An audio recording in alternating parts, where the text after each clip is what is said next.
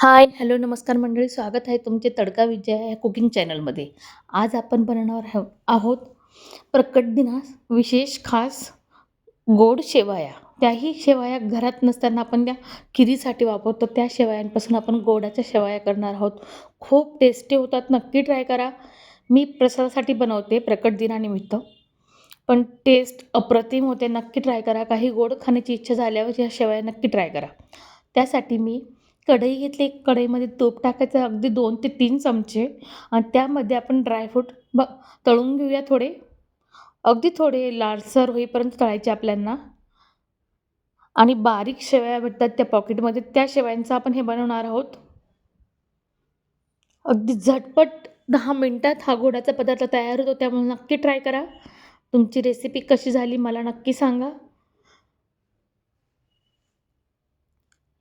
Dry fruit तळल्यानंतर हे तुम्ही तुमच्या आवडीनुसार घ्यायचे आहेत.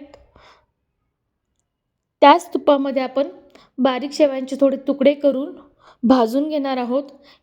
या शेवया ऑलरेडी भाजलेल्याच असतात, रोस्टेड असतात, पण अगदी थोड्या वेळ भाजून घ्यायचे. कलर छान येतो त्याने, टेस्ट पण छान येते तुपामध्ये परतल्यानंतर.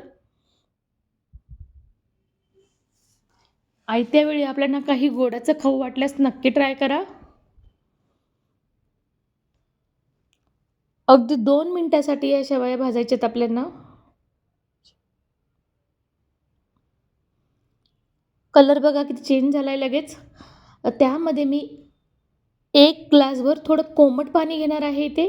इथे गार पाण्याचा वापर करायचा नाही आपल्याला आणि पाणी अगदी थोडंच टाकायचं आहे आपल्याला, कारण की ह्या ओलसर नाही करायच्या आपल्याला, कोरड्या शेवया करायच्या आहेत म्हणून. आणि गोडाचं प्रमाण तुम्ही ठरवायचं आहे तुम्हाला इथे. तुम्ही इथे गूळ देखील वापरू शकतात, पण मी साखर टाकून बनवणार आहे. आवडीनुसार साखर टाकायची. झाकण ठेवून 5 ते 6 मिनिटासाठी साखर विरघळोस तर आपण ठेवायचे. पाणी देखील शोषलं गेलं बघा शेवयांमध्ये.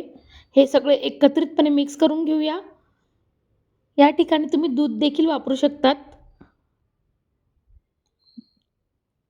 खूप छान होती ही रेसिपी, नक्की ट्राय करा. आता ड्रायफ्रूट तळलेले आपण त्याचे तुकडे करून घेऊया आणि ते देखील या शेवयांमध्ये टाकायचेत आपल्याला.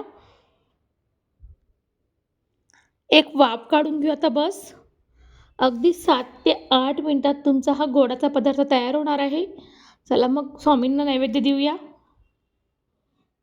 मग करणार ना मंडळी हा गोडाचा पदार्थ. माझी रेसिपी कशी वाटली मला नक्की सांगा. तसेच चॅनलला सबस्क्राईब करायला विसरू नका. रेसिपी पूर्ण बघितल्याबद्दल धन्यवाद.